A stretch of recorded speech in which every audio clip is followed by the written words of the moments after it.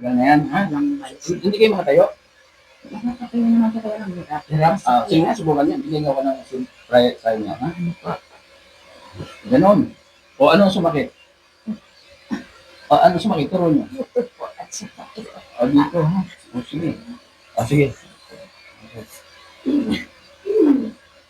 Daming ay lang problema, daming sasakit. Kayo dito naka-wheelchair, di ba? Opo. Tingnan natin kung nag-improve kayo. Tayo kayo. Ipagtayo nyo kanina. Oh, hindi maganda na. Kanina, paano sumiyak eh. Di ba? Sige nga, tingnan nyo kung makakalakad kayo. Sabi ko sa inyo, mag-improve kayo eh. O, buti nga, hanggang ngayon. Sige, sige oh. Lakad kayo, tapos babalik ko kayo.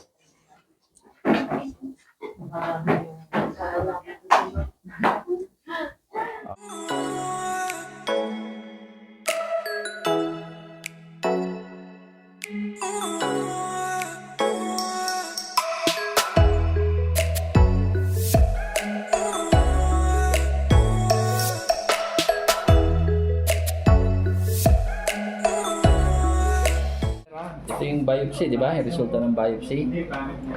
Oo, ito ah. Ang final diagnostic, ayan o, invasive ductal carcinoma.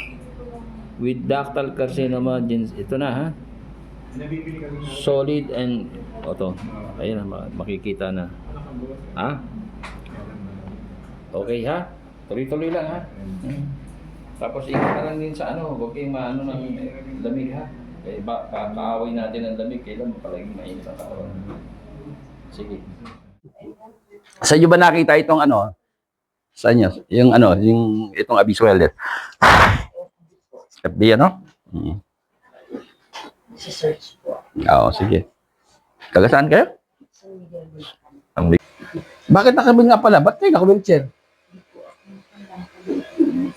Noong likod ko, bato ko po, masakit na rin. Sumasakit.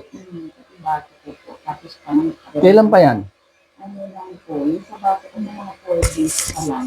4 days? Sa likod ko, medyo matagal na po siya. Matagal na yan, ha? Hindi kayo makatayo? Nakakatayo naman sa kaya ng hirap. Hirap? Sige nga, subukan niya. Bigyan niyo ako ng try niya, ha? Ganon. O anong sumakit? O anong sumakit? Turo niyo. Po at saka O dito, ha? O sige. O sige. Daming ay lang problema, daming sasakit. Sinagot, ano ba trabaho niyo? Ba't nagkaganyan kayo? teacher. Yes, lahat na ng stress doon sa bata. Ano na yan, ha? Ano, high school? Yan ang buhay ng teacher. Tataasan na ba kayo ng sweldo? Hindi ka taal na polisan. O dapat ito pula ha, di ba?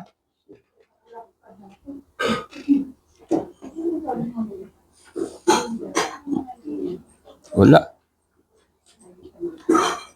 Bigyan niyo ako yung bagong CBC ha. Bagong CBC ha. Bibigyan niyo ako. Isa na lang.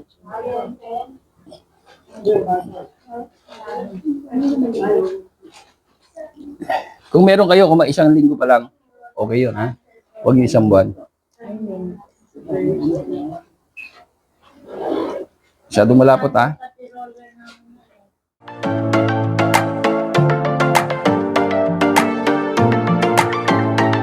Oh. Ito, sister, kanina. Ano ko naman natin ng video kanina? Yung bago siya tumayo? Naka-wheelchair siya, hindi siya, no? Oo, naka-wheelchair kayo pala, hirap na kayo tumayo, di ba? Hindi na kayo makatay. Pumunta kayo dito, naka-wheelchair, di ba? Opo. Tingnan natin kung nag-improve kayo, tayo kayo. Ipagtayo nyo kanina. Oh, hindi maganda na. Kanina, paano sumiyak eh, di ba? Sige nga, tingnan nyo kung makakalakad kayo. Nagagawa nyo ba yan? Yung ganyan lakad? Hindi nagagawa. Ay, si mister niya, oh. So, Hindi niya po nagagawa kanina yan. Hindi, di ba? O sige, sige, lakad. Kailangan ng alalay. O, tagal dun. Ano sumasakit to? O, sige, sige, sige. Habang sumasakit yan, karayo natin, ganyan kalalaki. Ano, wala na sakit. At least 3 days po nakalakad Oo. Yun ang ito yung wheelchair niya, oh. Oh. Hindi, huwag mo na paupuin. Kunin yung bangko. Stop. Kunin yung bangko. Ito, pag ganun. Sige ha. At least, may improvement na, di ba? Masaya ka ba? Masaya po. Masaya ba kayo? Masakit, di ba? Opo naman. Pero masaya. Dahil pa kayo ng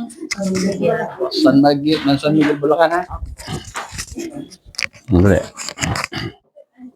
Eto si sister, mukhang palaban to. Mukhang kalaban sa gumaling na. Talaga po. Sa totoo lang, lahat ginagawa ko po para lang ako gumaling. Sige. Hindi na nga po ako nagra-rise. Sige. Nag-order na nga din po ako. Kanina po, nakadating na kahapon. Ganun ba? Opo, sa Shopee. Oo, ha? Wag na hindi kayo inom nun, ha?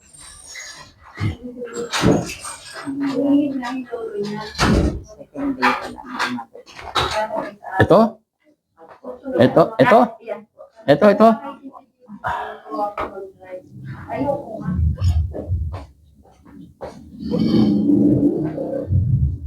Sige na, stop mo na. Sabi ko sa inyo, mag-improve kayo eh. O, buti nga, hanggang ngayon. Sige, oh. Lakad kayo, tapos babalik ko kayo.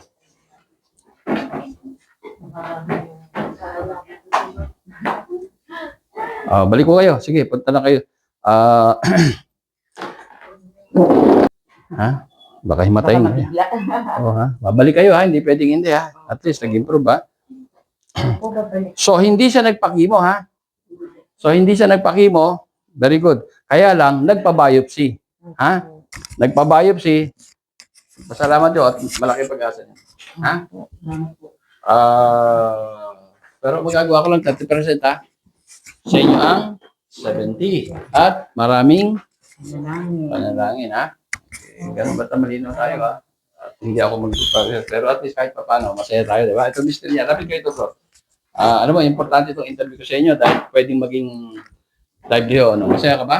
Masaya po. No. Dahil kasi naka-wheelchair kayo pumunta rito, di ba? Opo. Hindi makatayo, di ba? Opo. Hirap siya. May cancer. Ano pa masakit yan? Dami. Marami po. Sige, sabihin niyo isa-isa. Likod.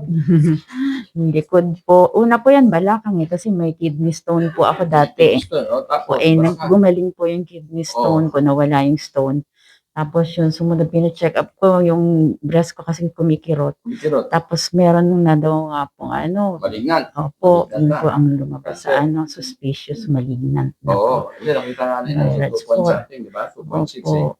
CM, ano? Tapos yun, mula po noon, unti-unti, dumadami na po yung sumasakit. Kumakalat na sa likod. Likod, dibdib, Balakang. minsan, opo, balakang, tapos hanggang dito po sa ano ko na to, hanggang lately po yung batok ko. Pati batok. Tingnan niyo yung batok ngayon kung nag-improve. Ngayon na po, nag-improve Lagyan, na po dalaw-dalaw siya. niyo. Opo. Di ba? Kanina, parang hirap kayo, nakangili kayo eh. Mhm.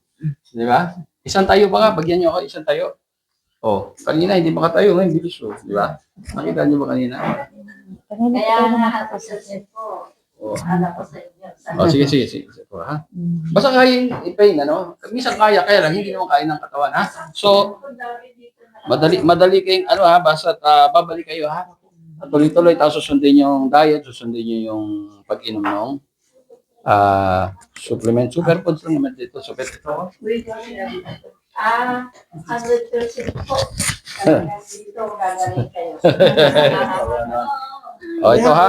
Iinumin nyo ito ha. 101? Oo. 101? Ngayon ito, kung kung dumating sa inyo yung pagsubok na yan, gawin natin opportunity, ha? Dahil pag gagawin, naka-recover, may awan Diyos, so magiging hanap buhay nito, ha?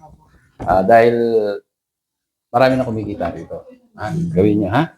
Kahit nasa bahay lang kayo, ha? Tuturo kayo mag-online, okay? Sige.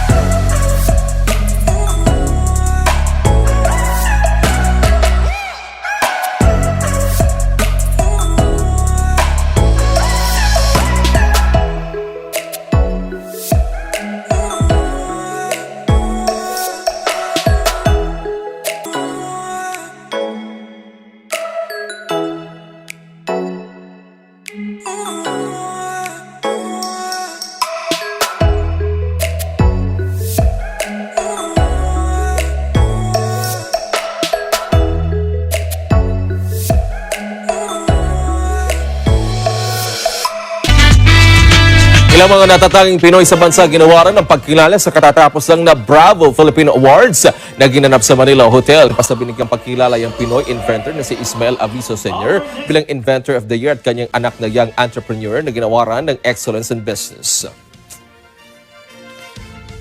First of all, I'm very thankful na binigyan tayo ng pagkakataon ni Bravo Filipino na maging part of awardee of this year to be Excellence in Business.